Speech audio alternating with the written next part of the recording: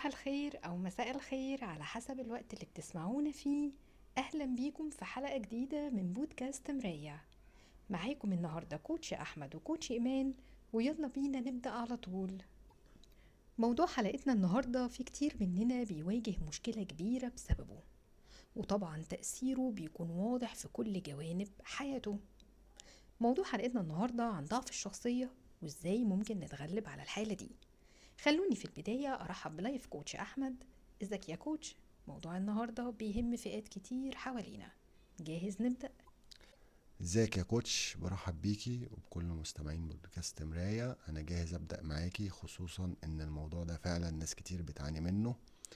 ومش بس كده، ده بسبب ضعف الشخصية اتحطوا في مواقف وتحديات سواء في حياتهم الاجتماعية او العملية سببت ليهم ازمة ومشكلة كبيرة وما قدروش يتعاملوا معاها.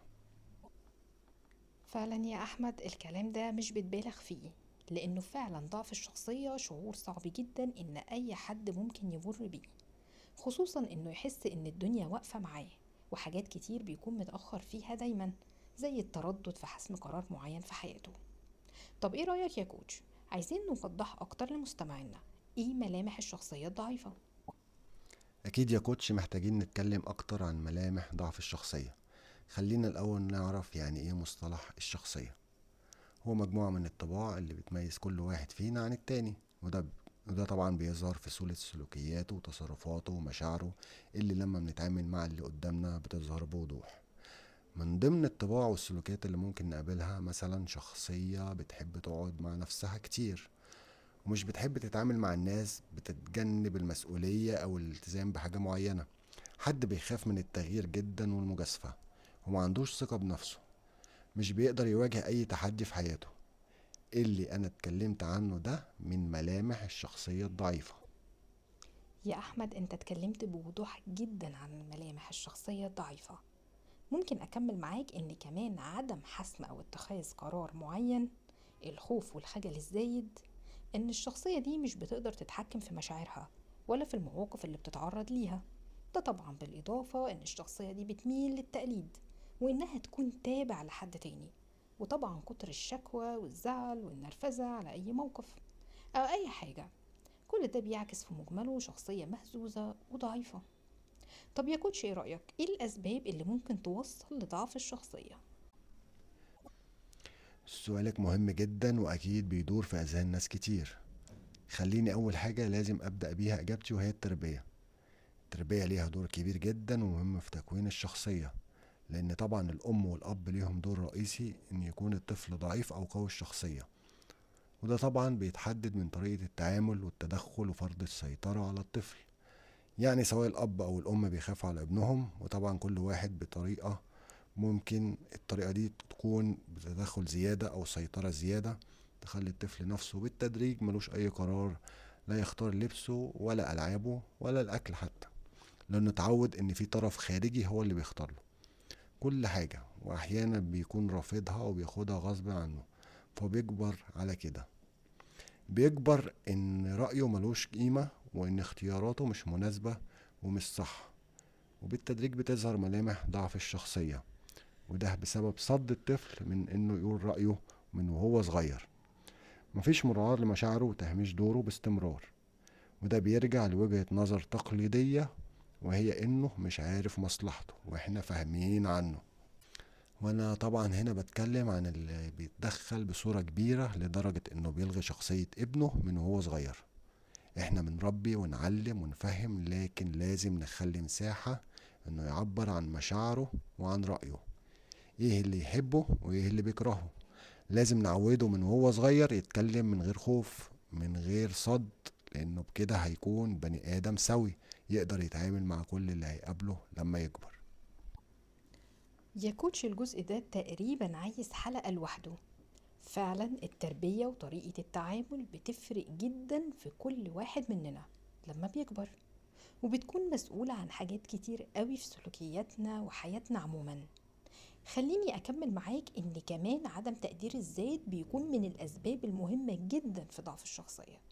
إن الواحد ما بيكونش عارف بقيمة نفسه، مش مدرك قدراته ومهاراته، وإنه دايما حاسس إنه ما يقدرش يأدي مهمة أو تاسك معينة لأنه عارف إن قدرته محدودة ومش هيعرف يأديها صح. وطبعا الموضوع ده بيأثر عليه بشكل واضح جدا في اتخاذ قرار مهم في حياته. خليني كمان أقول إن الخوف من أسباب ضعف الشخصية، وأنا ذكرته لأنه متعلق برضه بعدم الثقة بالنفس، وده بيخلي ما بيقدمش على أي مساعدة أو عمل أي حاجة إلا لو في حد معاه يساعده، لأن زي ما قلنا هو مش واثق في قدراته وما بيعتمدش على نفسه خالص. جميل جدا الكلام ده. عايز اضيف معاكي كمان نقطة مهمة جدا، وهي التنمر. التنمر من الاسباب اللي بتضعف الشخصية، وطبعا انا بتكلم هنا عن التنمر بكل اشكاله، سواء المدرسة، الشغل، او في اي مكان. التنمر ممكن يكون التنمر على اللبس، طريقة الكلام، الشكل. كل ده بيضعف الشخصية وبيخلي الواحد مهزوز وثقته بنفسه تقل.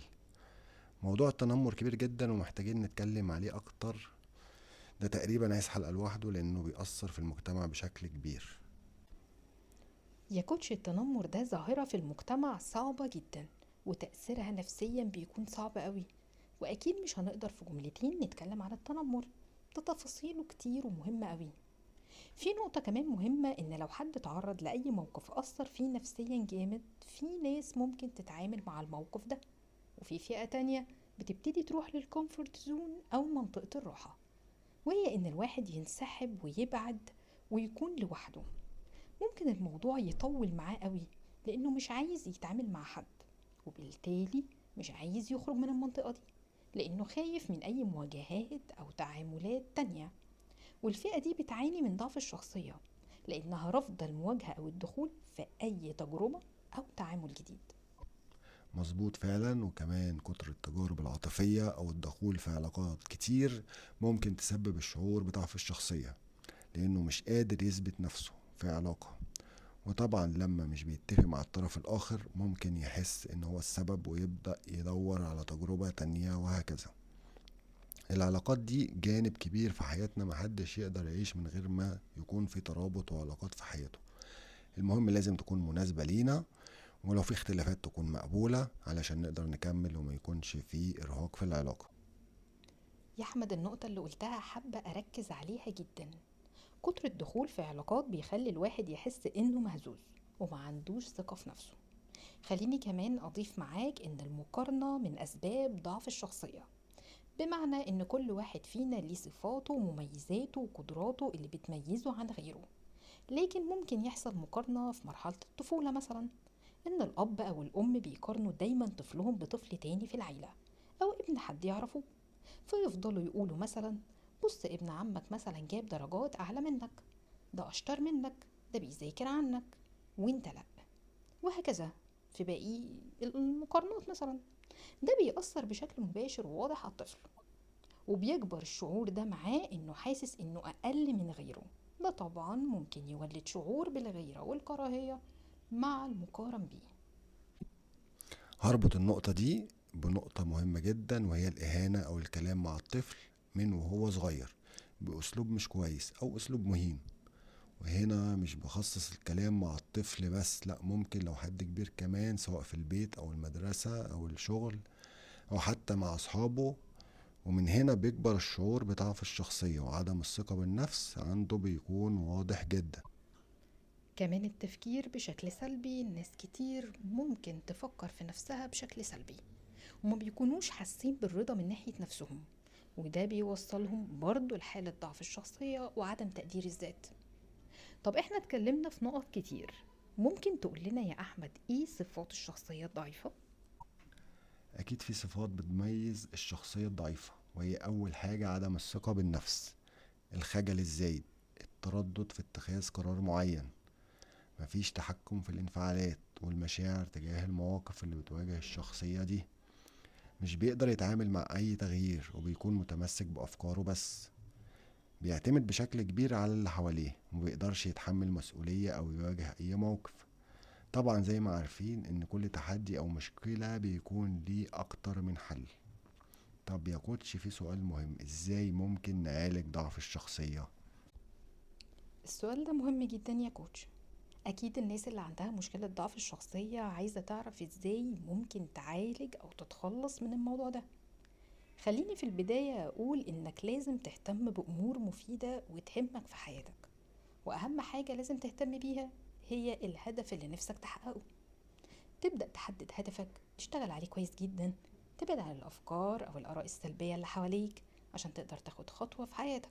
وعلشان تنجح في اللي انت عايز توصله لازم تشتغل على نفسك كويس جدا، وتبدأ تنمي مهاراتك وتركز على الحاجات اللي انت حاسس انك ضعيف فيها وانك عايز تشتغل عليها وتبدأ فيها، وكمان تتعلم حاجات جديدة تطور بيها نفسك.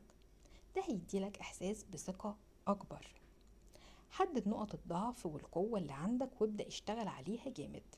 الموضوع ده هيفرق معاك جدا. خلي حوارك مع نفسك يكون إيجابي، بلاش دايما تلوم نفسك على أي غلطة أو حاجة ما أديتش فيها كويس. صدقني أسلوب أفكارك لو بقى إيجابي مع نفسك هتلاقي الدنيا معاك في حتة تانية خالص، وثقتك بنفسك هتزيد، وده هيكون واضح جدا في شخصيتك. طب من وجهة نظرك يا كوتش، في خطوات ممكن تساعد الشخص على انه يقوي شخصيته؟ أكيد يا كوتش، طبعا أول خطوة هي الاعتراف بوجود نقاط ضعف في شخصيته ويحددها ويبدأ يشتغل عليها باهتمام علشان يتغلب عليها. إنه يبدأ يراجع نفسه في تصرفاته وردود أفعاله ويقيمها كويس علشان يفهم إيه الغلط أو التصرف اللي عمله ومش راضي عنه والمفروض يتعامل إزاي. يبدأ إنه يقرأ كتير ويوسع دايرة اهتماماته، ده هيفرق معاه جدا خصوصا في الردود والتعاملات اللي بيتعرض ليها على طول. يحاول إنه يوسع دايرة معارفه ويبني علاقات جديدة مبنية على التفاهم والاحترام. وطبعا ما ننساش إن الدعم النفسي بيكون مهم جدا في المرحلة دي، فممكن يتكلم مع حد قريب منه موثوق فيه أو لايف كوتش ويشارك معاهم أفكاره والمواقف اللي بيتعرض ليها دي. هيفرق معاه كتير جدا. اوقات كتير بتمر علينا ممكن نحس فيها بضعف، لكن لازم نكمل. الحياة محتاجة مننا اننا نكمل واحنا قادرين نواجه كل موقف او تحدي بقوة. علشان كده ما ينفعش نسمح لمواقف او اشخاص تأثر علينا وتضعفنا، لان وقتها النتيجة احنا بس اللي هنتحملها. وبكده نكون وصلنا لنهاية حلقتنا النهاردة. كان معاكم كوتش أحمد وكوتش إيمان، في انتظار أسئلتكم واستفساراتكم دايما من خلال صفحتنا بيها على الفيسبوك، وقناة مراية على اليوتيوب، وطبعا بودكاست مراية على سبوتيفاي. هتكون اللينكات موجودة في التعليقات. بشكركم جدا على المتابعة، وانتظروني في حلقة جديدة من بودكاست مراية.